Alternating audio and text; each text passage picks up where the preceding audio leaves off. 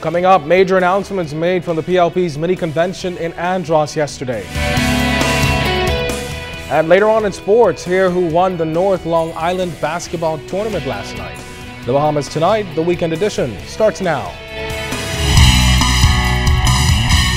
Now in HD.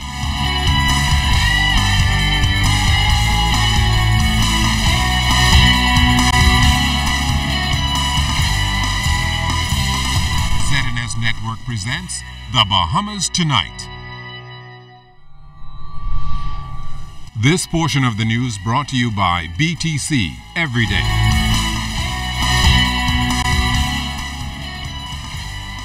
Good evening, everyone. I'm Kendino Knowles, and welcome to the weekend edition of The Bahamas Tonight.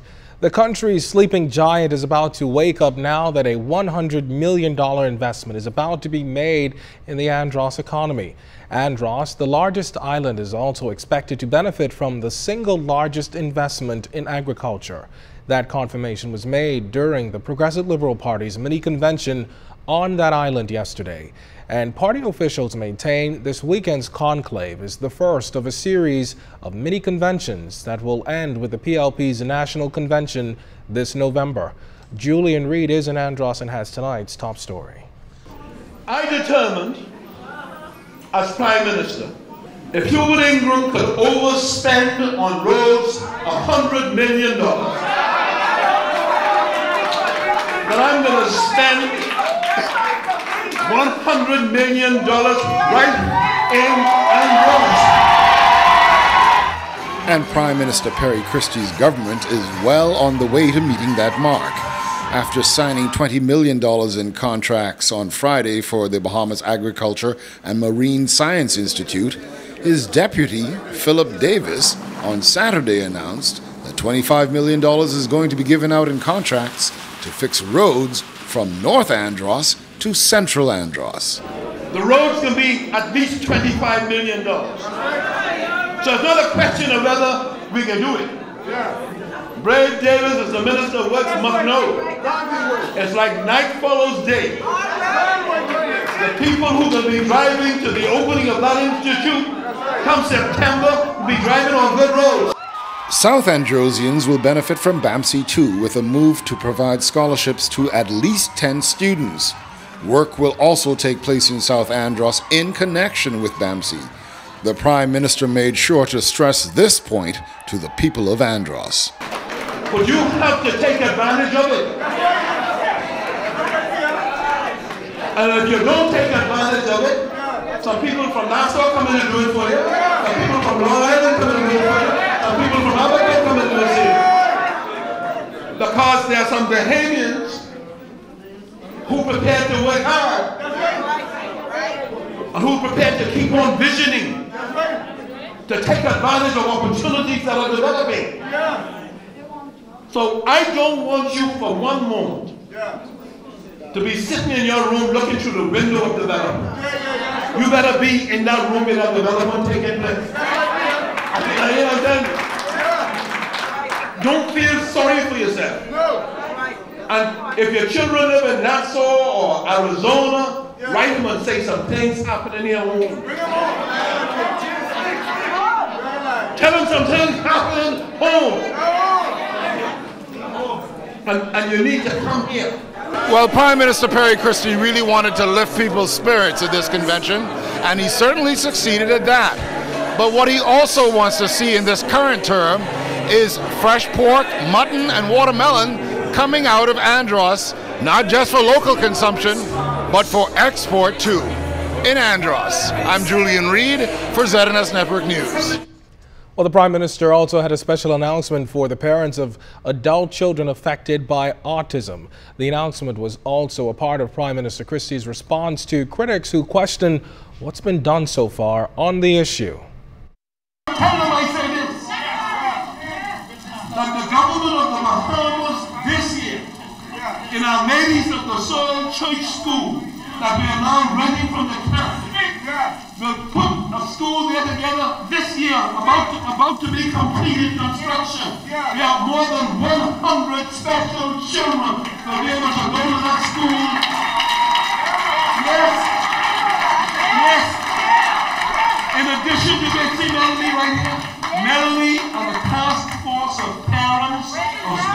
children, flew to New York to look at facilities, flew to Florida to look at facilities, flew to Cuba to look at facilities, and now you tell them, Christie says this, that as the Minister for Lands, he's going to give them 30 acres of land, he's going to give them 30 acres of land for children who are born beyond the age of going to school, so that they can go with the parents and lock them up and leave them home, or money and lock them up and leave them home and they come back. And these kids now will be able to go to a place on Johnson Road and New Providence, and they will be able to work with their hands and play, work with agriculture. They're doing that and they're getting that money right now.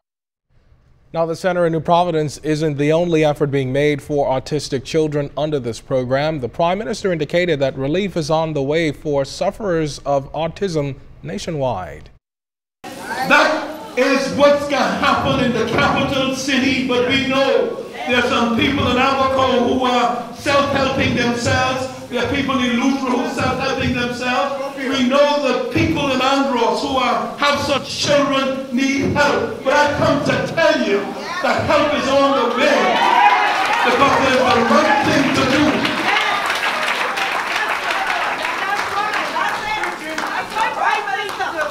Every child in the Commonwealth of the Bahamas has the right to participate in the equity, in the resources of this country. And when they can't talk, when they can't say it, when they can't express it, then God knows the government of the Bahamas, the PLP government of the Bahamas, will talk for them, will express it for them, and will do it for them. That's what it's all about. Well, the announcements didn't stop there, though. Deputy Prime Minister and Minister of Works Philip Brave Davis announced the details of a multi-million-dollar roadworks project for Andros, starting in central Andros, working up to the north.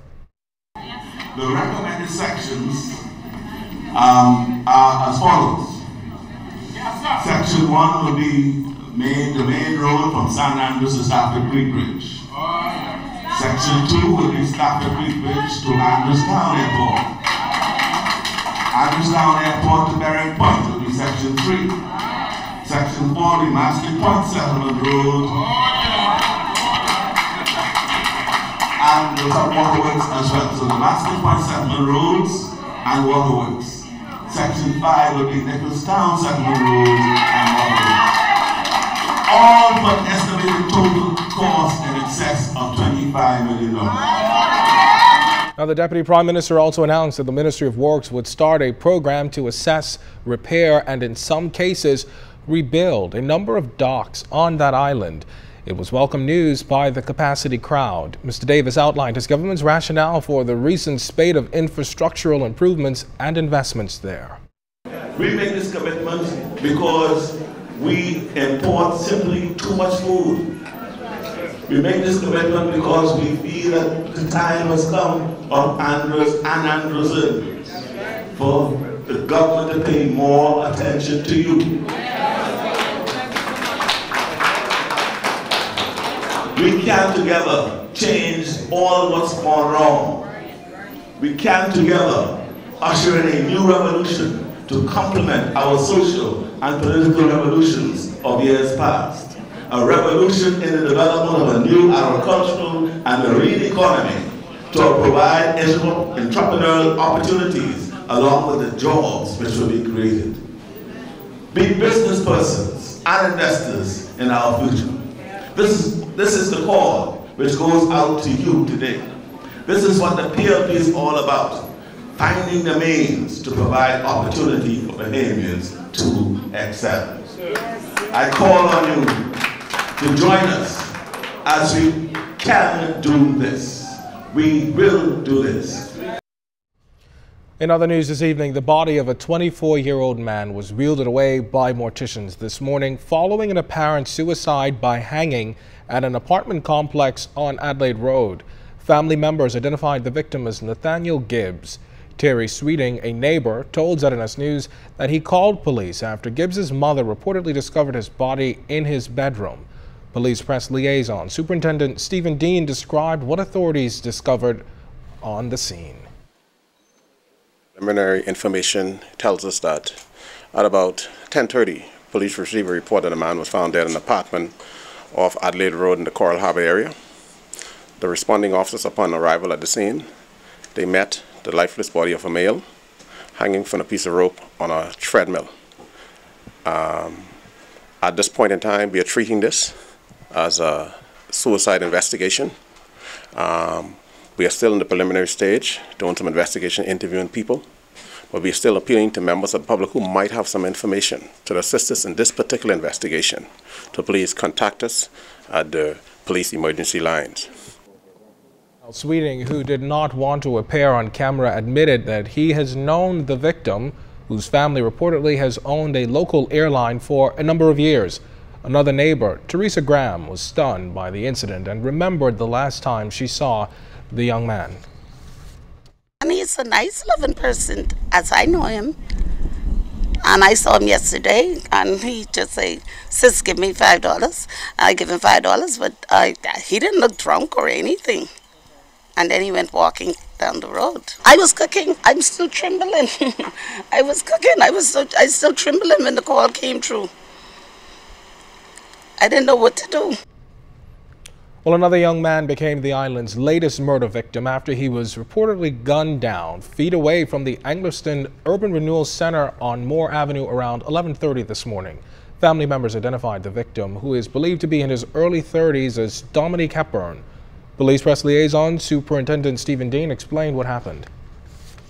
Officers, on arrival at the scene, met a man at the scene suffering from gunshot wounds. And the man was taken to hospital, where he later succumbed to his injuries. Just the preliminary information is telling us now that the male was visiting a relative at Moore Avenue when he was approached by two men on a motorbike who shot him and sped off. We are appealing to anyone who might be in canvassing the area, anyone who might know about these persons, to please contact the police. Now, police are appealing to the shooters to turn themselves in. Meanwhile, Hepburn's devastated uncle, Trevor, told us he heard the gunshots, rushed to see what happened, and found his nephew face down on the ground. He says the ambulance was called, but after it took so long to arrive, he was transported to hospital in a private vehicle. Yeah, you know, bad person like that, that they say, you know.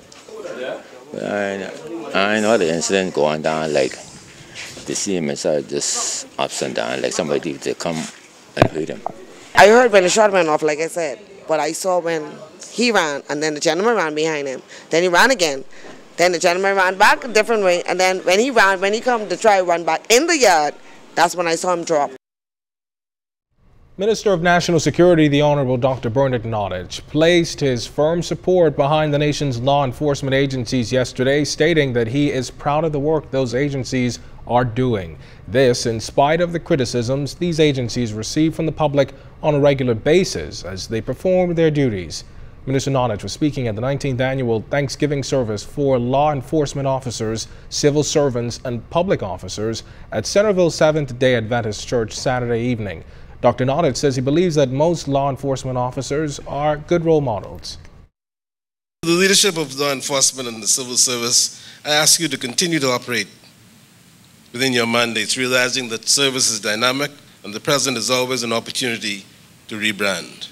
We know the expectations placed upon you are great and at times seem overwhelming. But the government recommits its unswerving pledge to invest in people, best practices and resources under new. I ask the people of the Bahamas to pledge their fidelity and trust in you as you pledge your loyal commitment to serve your fellow humanity in love. While noting that the nation is not meeting its full potential because of the fear of crime, Deputy Police Commissioner Quinn McCartney noted how so much of the nation's resources are being designated toward fighting crime. To my colleagues in law enforcement, especially those in the Royal Bahamas Police Force, I admonish us to all heed the call to truly seek the Lord's favor in this year and truly show genuine love to each other. Let us commit to building each other up, not tearing each other down.